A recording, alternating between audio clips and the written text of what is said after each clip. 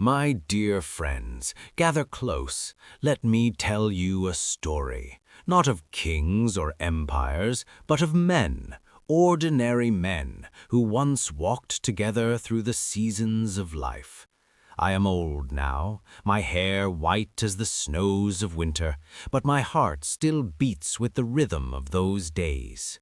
What I share with you is not fantasy, but memory, the laughter, the sweat, the struggles, and the triumphs of our past activities.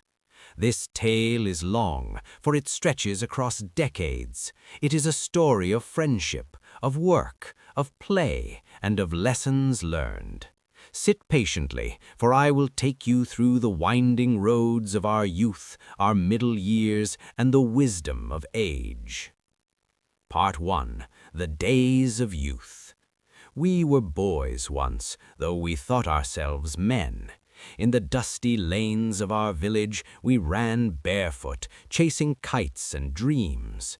The mornings smelled of earth and smoke, and the evenings echoed with our shouts as we played cricket with makeshift bats carved from fallen branches.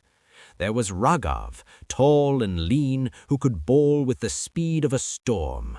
There was Arun, whose laughter was louder than the game itself.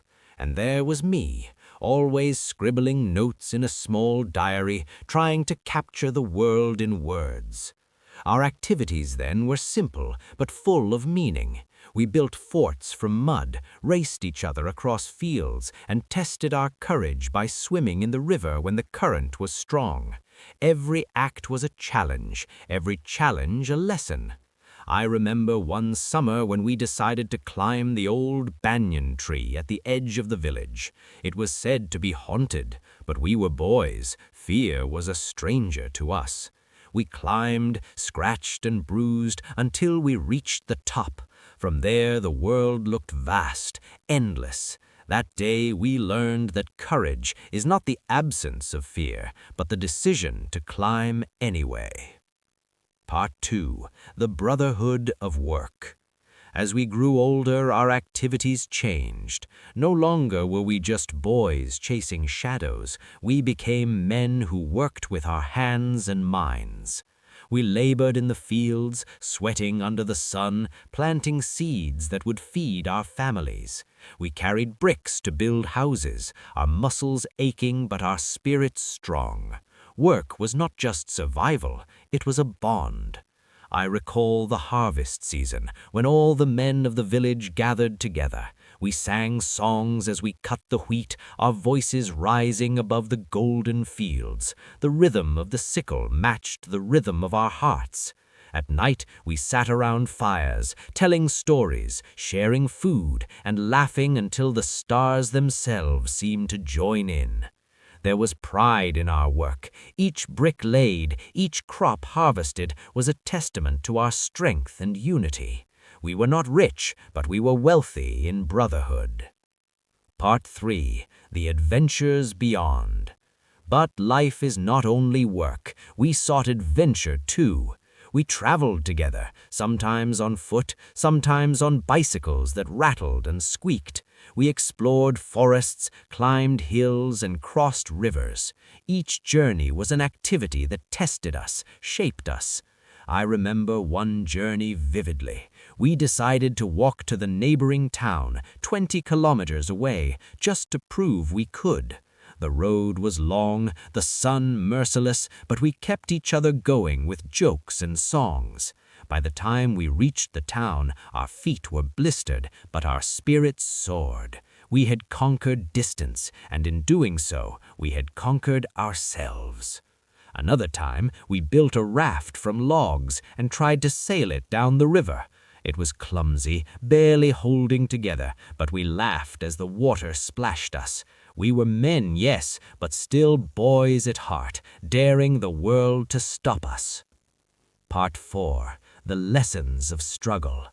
Not all activities were joyous. Some were hard, painful. There were years of drought when the fields cracked and the wells dried. We dug deep, searching for water. Our hands blistered, our backs bent. We learned resilience then, the ability to keep going when the world seems against you. There were fights, too. Men are not always gentle. We argued, sometimes with fists, sometimes with words, but even in conflict there was growth. We learned forgiveness, the strength to mend broken bonds. I recall one night when a storm destroyed half the village. Roofs collapsed, trees fell, and fear gripped us. But the men gathered, working through the night to rebuild. That was our greatest activity. Not play, not work, but unity in the face of disaster. But let me not forget the celebrations. Festivals were times when our activities turned to joy. We danced, sang, and feasted. The men of the village would gather in the square, drumming rhythms that echoed through the night. We played games, tested our strength in wrestling matches, and shared stories that grew taller with each telling.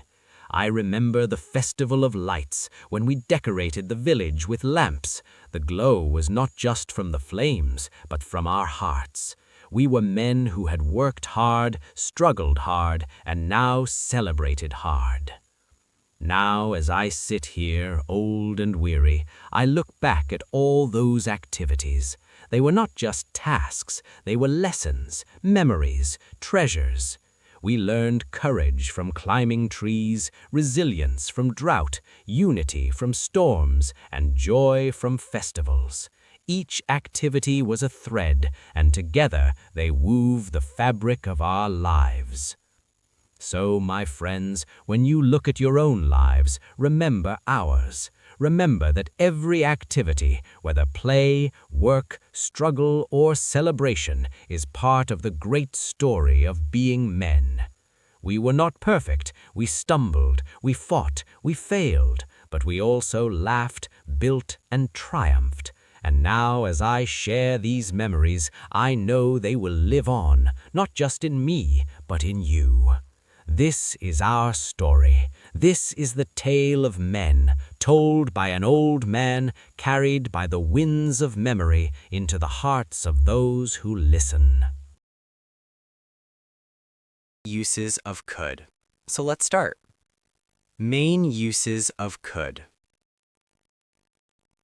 Thank you for watching this video. Please like, share, and subscribe to this channel.